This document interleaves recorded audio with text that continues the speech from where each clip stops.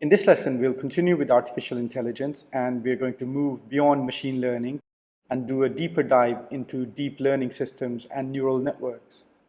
By the end of this lesson, you should be able to show an understanding of how artificial neural networks have helped with machine learning, and you should have developed an understanding of deep learning systems and be able to give some examples of deep learning systems and have some idea of future developments in this area.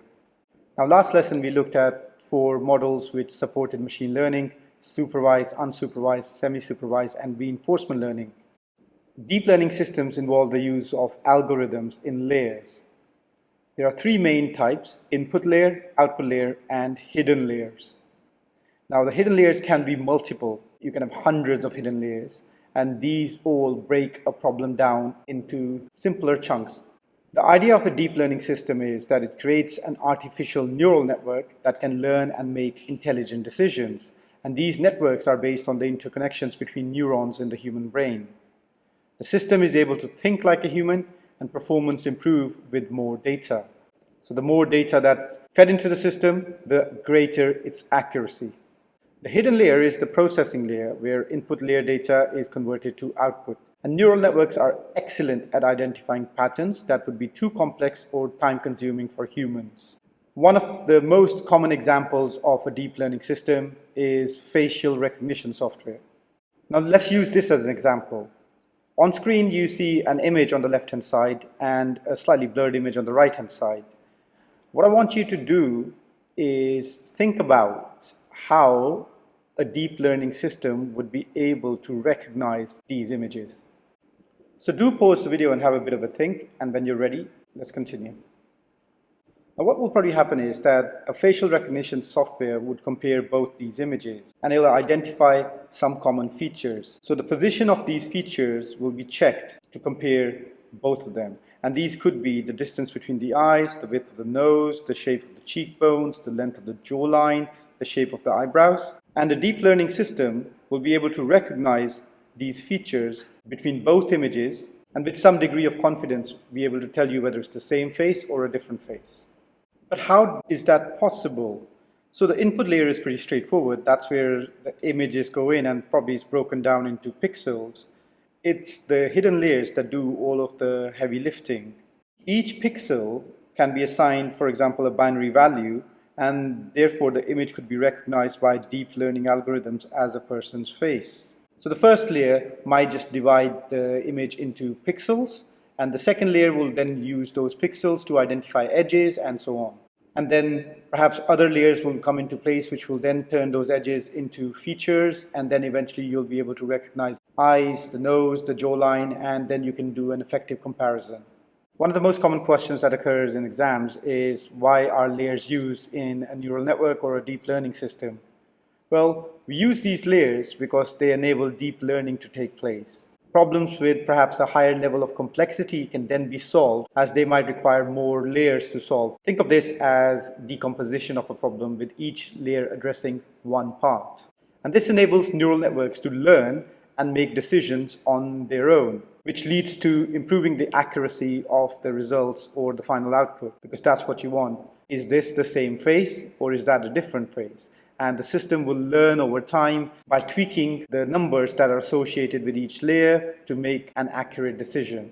So how does a deep learning or neural network operate? This is another exam question. You should be talking about how artificial neural networks are intended to replicate the way human brain works, and most of them use nodes which are abstractly modeled like the neurons in the human brain. We talked about that a bit earlier.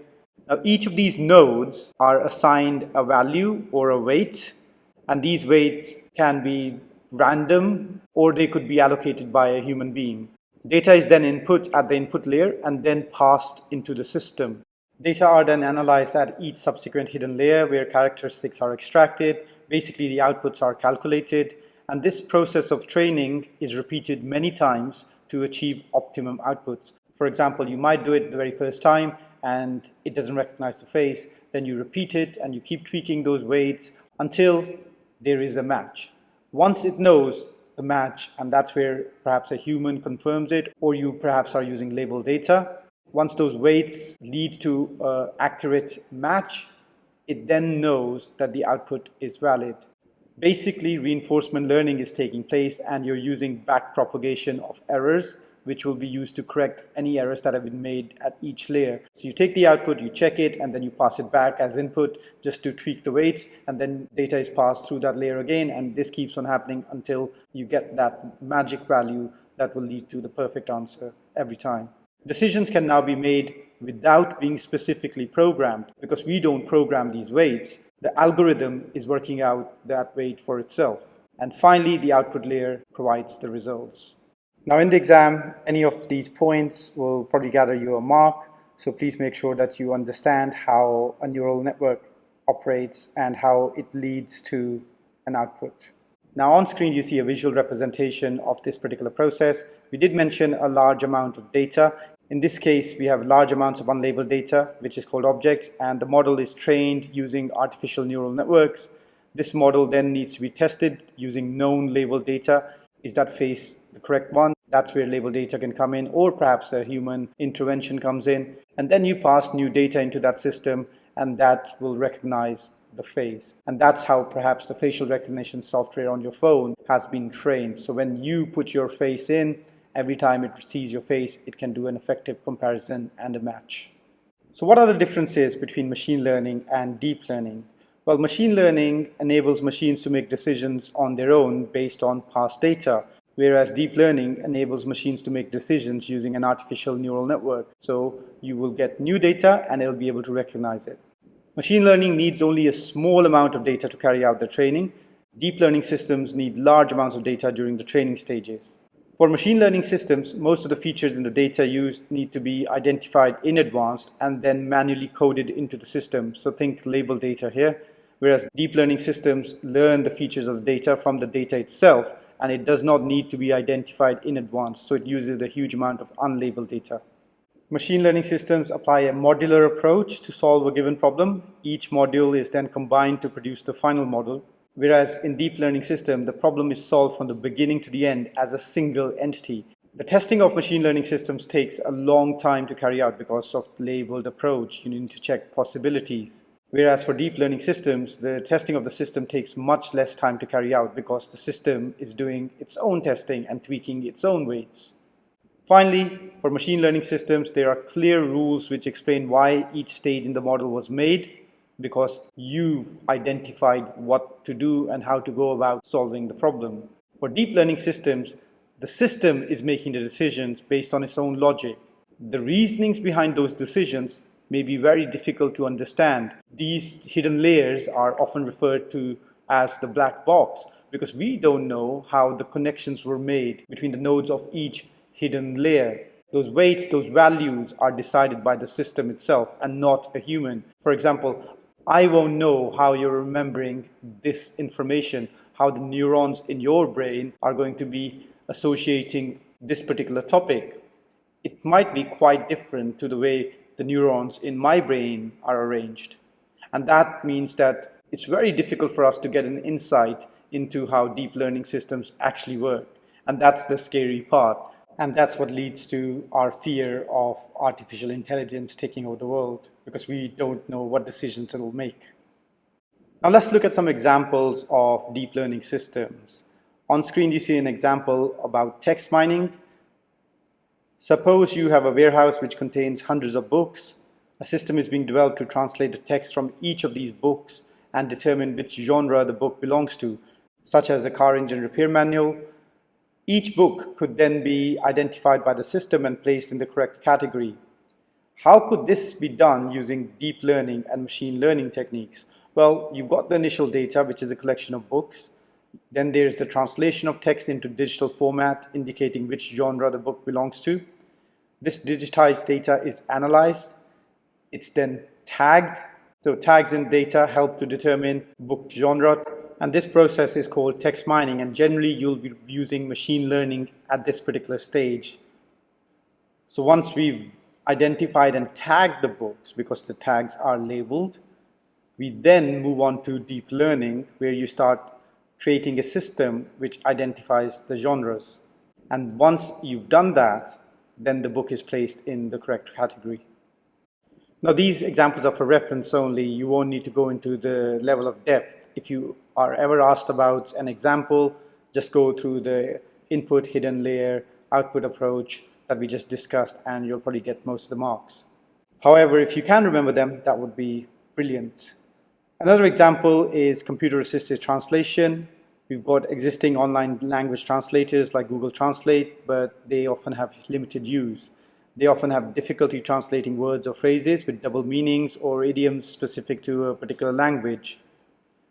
Computer-assisted translation goes some way to overcome these issues, and it uses deep learning algorithms to help in the translation process. In particular, it uses two tools. One is a terminology database, which includes linguistic databases that grow and learn from the translations that are being carried out. So every time a person types something in and it's translated, that is also stored in the database. And the second tool is translation memories. These automatically insert known translations for certain words, phrases, or sentences. Another example is photo enhancement. You probably have used this quite a lot. Some of the latest smartphone cameras use deep learning to give DSLR level quality to photographs. I know that the latest phones allow to get that kind of bokeh effect that you get where the background is slightly blurred, but they don't have a bigger lens, so they are using software to simulate that effect. The technology was developed by taking the same photos using a smartphone and then using a DSLR camera. Deep learning systems were then trained by comparing the two photographs, and it also holds a large number of photographs which are already taken by a DSLR camera but not by the smartphone, and then these are used to test the model. So you put in a picture taken by a smartphone and then it analyzes similar DSLR images and then applies an effect to that smartphone photograph. And the final example we're going to look at are chatbots, and you probably have encountered a chatbot before. These interact through instant messaging or websites. Patterns of human interaction are artificially replicated using machine learning. Typed messages or voice recordings make use of predefined scripts and, of course, machine learning. So when a question is asked, a chatbot responds using the information known to it at the time. Just like the computer-assisted translation software, this also records the answers in a database and then uses it to enhance its next interaction. On screen, you see a basic example of a chatbot. But of course, these chatbots are widely used, and we're going to be looking at more and more use of these over time. So what's the future all about? Well, of course, it's not about Skynet. We're not there yet. The future is a lot more simpler. On screen, there are some examples. So for AI, detection of crimes before they happen by looking at existing patterns could be possible. Development of humanoid AI machines like robots which carry out human tasks, androids, is definitely on the horizon. For machine learning, we're going to get increased efficiency in healthcare and diagnostics, for example, early detection of cancers, eye defects, and so on. We're on the cusp of that. And of course, it's going to be used in e-commerce, better marketing techniques based on buying behaviors of target groups. We're already at that particular stage now. For deep learning systems, increased personalization in various areas, such as healthcare, education, and hyper-intelligent personal assistants. Think of this like advanced Siri or Alexa. Those kind of things are going to be possible as well. Of course, there's countless possibilities and your imagination is the limit. Think about artificial intelligence in gaming, the metaverse, and so on. But we're going to draw a line here for today.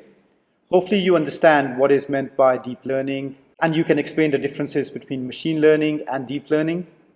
You should also be able to describe how a neural network or a deep learning system operates. Think about those hidden layers, the calculation of weights, backpropagation, reinforcement learning, and so on. And finally, you should be able to describe some examples of deep learning systems. That's all for today. If you do have any questions, please do get back to me. Otherwise, I'll see you in the next lesson.